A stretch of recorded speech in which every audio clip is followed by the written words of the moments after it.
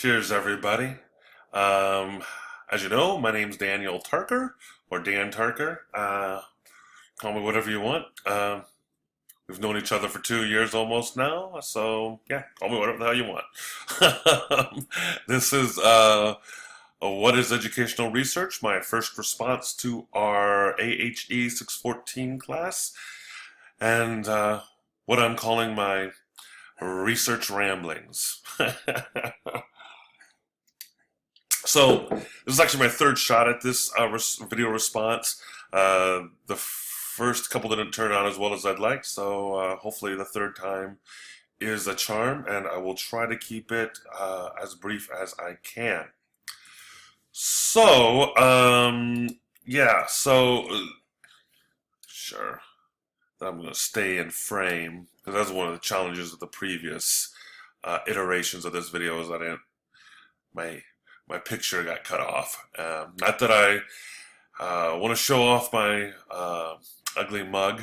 It's just I know it makes it a little bit more personal to see someone's face when we do stuff like this. So that's why I'm doing it.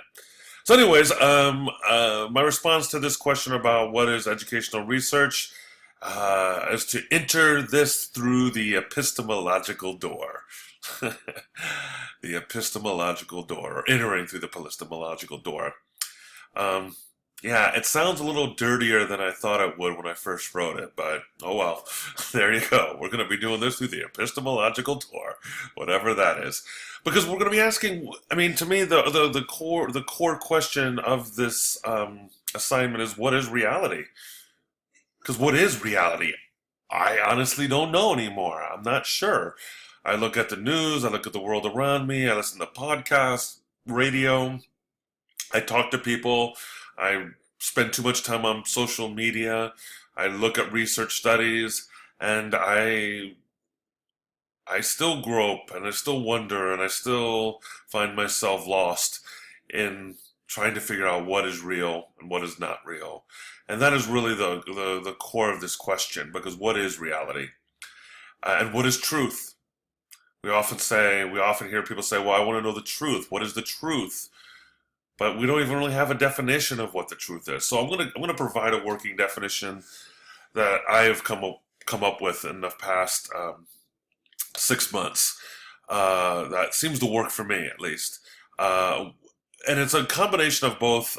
Truth for me is a combination of both the our beliefs, our consciousness, and empirical evidence from the outside world, or the world outside of our consciousness. And so there is the subjective reality of our own consciousness, and that is the only thing that really cares about truth in the world. Nobody else cares about truth but the human being, or human beings. Cats don't care about truth. Cats care about food. Dogs don't care about truth. They care about food, and maybe where they're going to go poop. That's about it. Rocks don't care about truth. Rocks just care about sitting there. They don't really care. They just exist. And you can go on like that, right? But human beings actually have an abstract idea of what this thing called truth is. And part of it is tied to their consciousness, our consciousness.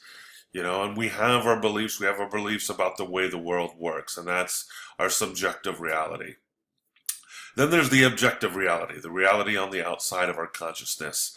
And yeah, that has to, in order for the outside reality to corroborate with our internal reality, our subjective reality, you need testing, you need evidence to support that, and to go out and collect data that shows that the outside world conforms to our internal beliefs, and that creates truth when those two are aligned.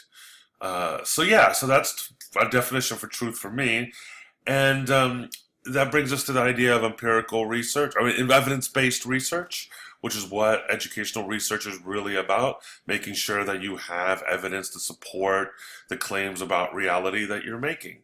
And that's the scientific method.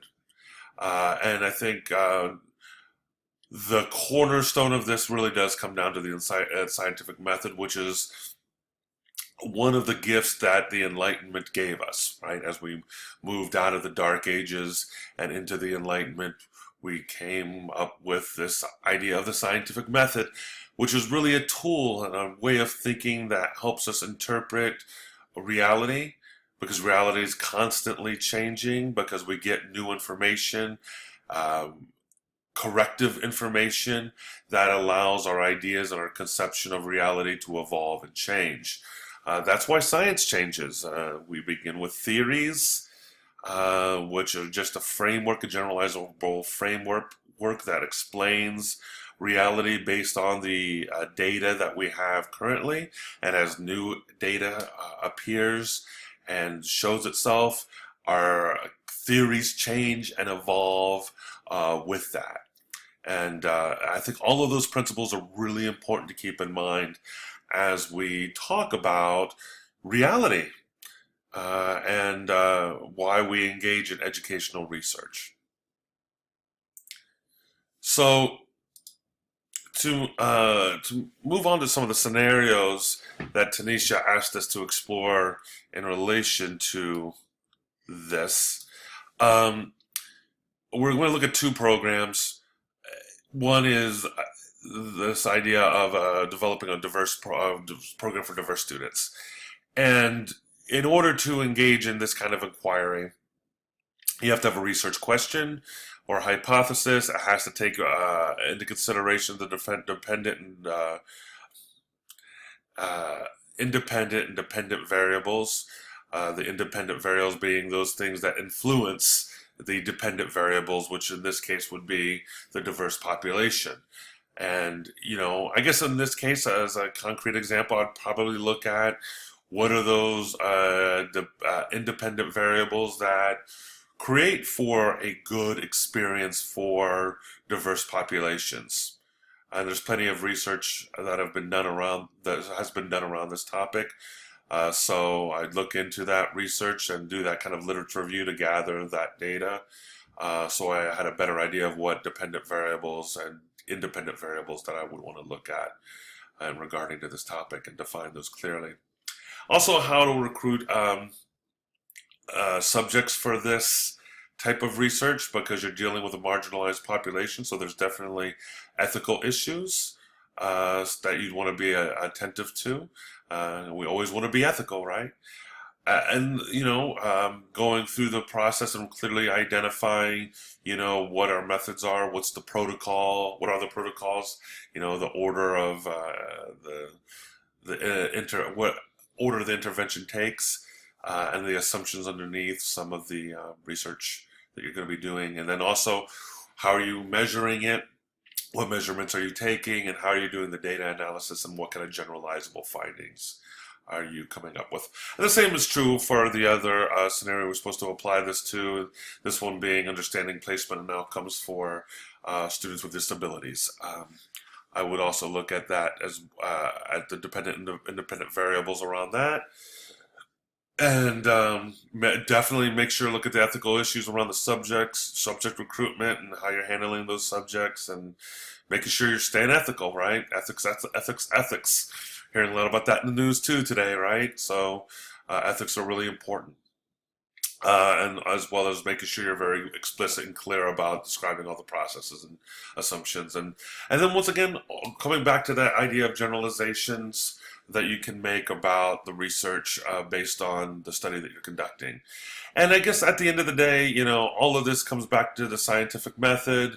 I think that's really important, and the acknowledgement that reality is continuing to evolve as we get more information. We're taking in corrective information as new evidence and new data presents itself, and so theory and continues to expand and evolve and become more nuanced, and hopefully helps us grow closer and closer to getting to that elusive thing called the truth, which is, once again, to me, a combination of our internal beliefs, our subjective reality, connecting with the objective reality that is measurable, and how do those two things sync up. So So yeah, hopefully this answers the question, and I look forward to seeing everyone next week in class. Take care.